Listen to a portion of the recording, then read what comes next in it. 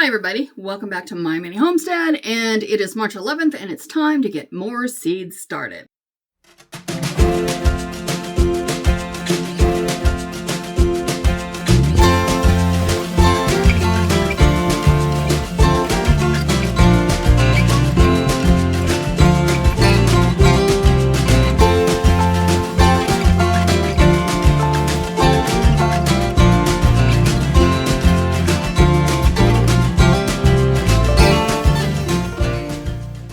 So up until about a week and a half ago, we were having beautiful weather, sunny days, 14 degrees Celsius, which I think is around 57 Fahrenheit, just gorgeous, gorgeous days. And now the clouds have rolled in and we're not supposed to get any warmer than 6. I'm thinking here, because we're in a little microclimate, it might get up to 8, but it's cool out there without the sun. So I should have started this about probably 2 weeks ago, and I haven't. And today I am going to be starting my tomatoes and other things. So we're going to start off with tomatoes first.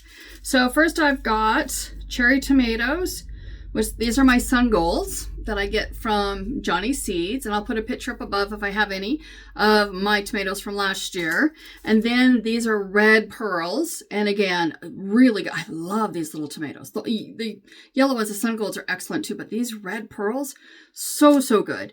And then I've got my big beef, and these are from Vessie's here in Canada. And then I got my Bellatrix. Now, so let's talk about this. The big beef are a beautiful, lovely, nice, big tomato.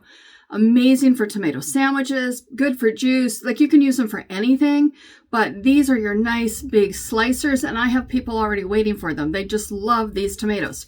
And then for canning, these are from Stokes here in Canada, and these are my Bellatrix. And I found these, this will be my 3rd year growing them, and they are amazing. My mom was never a fan of Roma tomatoes. She loves this. She actually likes these better than the big beef. They are nice, big, meaty tomatoes. So we make salsa and chili sauce and spaghetti sauce and tomato juice. We don't waste anything. We have a machine that we put our tomatoes through, and it pulls the seeds and the skins out, and then juice, everything else comes out the other end. We put a sieve, catch the meat of the tomatoes, let the juice go through, and then we can. And so using the juice, we make canned vegetable soup, and we put that up for the winter as well. So we get a lot out of these tomatoes. We still need to figure out how much we have in our cold room and how many we need to grow, but I'm going to grow to sell, I think, as well, and we'll see what happens. So I'm going to get busy, and what I'm doing is I just have these little 3-inch pots, and I'm going to multi-sow. And I am going to probably put 10 to 15 seeds in every one of these, and then when they germinate, then I will pot them up. But this takes up so much less room, so I'm going to get together and do these. So I know exactly when I started my tomatoes last time, because I have a bunch of little tags, and I just use these little tags, and then I cross the names out of them and use them again. And so I started my red pearls last year on March 1st, so we are 10 days behind time. I forgot to mention too, I'm only growing these 4 varieties of tomatoes. My very first year of growing tomatoes, I bought every kind of seed and heritage. I started off with heritage because, you know, they're supposed to taste better and just all that kind of stuff. And by the time I'm down to 4 varieties. I was really disappointed with the flavor of a lot of the tomatoes. And for me, flavor is number 1. Number 2 would probably be the skin thickness. There's nothing worse than chewing on a tomato or biting into a tomato, and all you got is this skin left over. So yes, 2 of mine are, well, actually 3 of them are hybrids. But again, they've been growing them forever. I mean, for me, it's about quality. And I want a good tasting tomato that I can use for different things. So that is why I am down to these 4 varieties. Now, it has to do with home growing. It has to do with the compost. It has to do with your soil. I don't fertilize. I do when they're growing. I shouldn't say that. When I have them as seedlings, I do add some fertilizer to them. I have some for my tomatoes. Otherwise, I do everything just with compost. And I've had great success. So I will, like I said, I will give them some fertilizer, organic fertilizer, when I'm growing them as seedlings. But I only do it once, maybe twice before I get them out in the ground. And then that's it. It's compost, whatever's in the ground.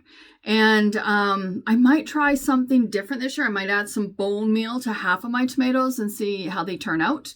I always put crushed up, ground up eggshells in. I never put just eggshells. They don't break down. I've had dig into my compost bin and I can find eggshells from 2 years ago. They are still shaped like an egg. So we grind them up. We put them in the oven on 175 and then grind them up. And then I throw in about 2 to 3 heaping, well, let's say a heaping tablespoon of eggshells in there as well for the calcium. And I've had really good luck. If you do that, I don't get blossom end rot very rarely. I mean, I shouldn't say never. Once in a while, you'll just get one plant, and who knows, maybe it's not enough calcium there. I forgot to put the eggshells in. Because before I did, it was like a whack of my Romas. I had, what was it, San Marzanos, my 1 year that I was growing, and I didn't put eggshells in, and I lost so many to blossom end rot. Not a problem now. So I'm going to get busy, and I'll show you what I do. So as I said, my big beef are from Vessie's, and inside you get a little package with the seeds in it. And this one I ordered 50 seeds, and I am going to plant all 50 seeds. And we'll see. Get everybody out of there. Nope, I still got another one in there. Okay, well, I'll double check that later. So I'm planting, what I'm doing is going to lay them on top of the surface and put them far enough that it'll make it easy enough for me to prick them out. And then we will be back once we all got them in here and I cover them up. Okay, so there they are. They're all seeded up. I have 17, 17, and 16, and I just spread them out nicely.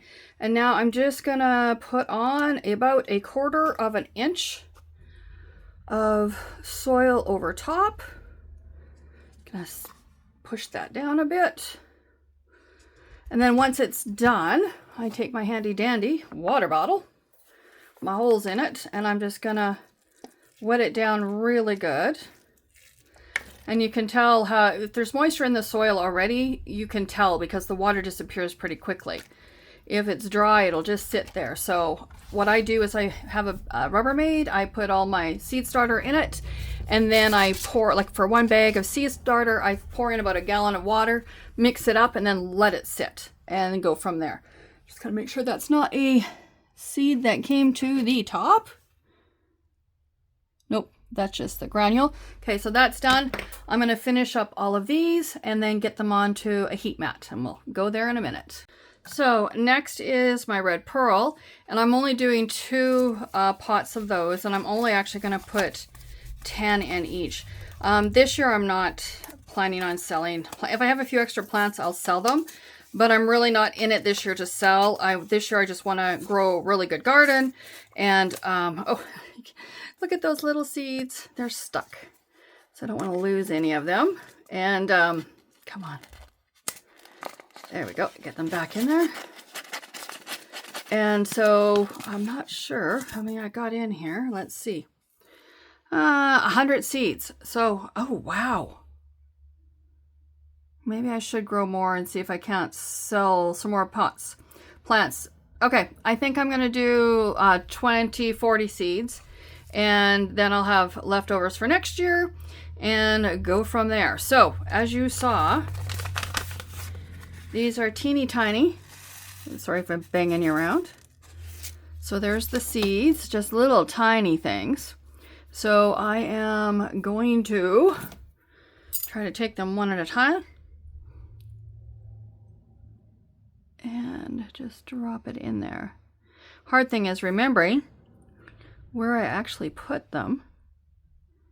And it doesn't want to stick. Okay, we're going to do this the hard way. So, I'm going to bring it up here. That's 1, 2, 3, 4. Aha! I'll continue and get these all done until I have 20 in each. So I want 20 in each one. So I think I might have put 25 or 26 in here. Just in case, you know, there's always some that don't germinate, and just sort of moving them around so that they're not so close. And then that way I can actually grow them in here a little bit longer than before I transplant them into their own little pots. Okay, so I think I got like 25, 26 in there. So I'm going to do the other one and then onto the shelf. Water them and onto the shelf. So on the Sun Gold, I only have 40 seeds. So I am just going to plant them all, which will kind of make it easier because no seeds left. And these ones are a little bit bigger than the red pearl. So I'm just going to sprinkle them in here like sesame seeds. And then I will spread them out and get these guys on the heat mat. Okay, so here we have my Bellatrix. I'm just gonna sprinkle those out, and you can see those are much bigger than the other ones. And what I'm gonna do is I start off with 10 in each one, and then I'll add a couple extra to each. And so basically I'm hoping to use about 50 seeds, and that way I'll keep 50 seeds for myself for next year. So I'm just gonna start off with sprinkling them on. That's 3, 4, 5, 6, 7, 8, 9, 10. Whoops. I think I got 12. Maybe 1. 1, 2, 3, 4, 5, 6, 7, 8, 9, 10, 11, 12. Okay, that's 12. That's fine. Okay, I'm going to get them all sprinkled on and covered up and onto my heat mat. So now you can see I have a number on each one of these. So what I did is I wrote down how many seeds are in each of the cups, and that way I'll know how my germination's turning out or not. Onto the shelf they go. So there they are. They are on the heat mat with a dome over them, and I'll keep an eye on them and watch for germination. And once they get probably the first true leaves is when I'll start pricking them out. But stay tuned for the next video, and I'll show you then. So bye for now from My Mini Homestead.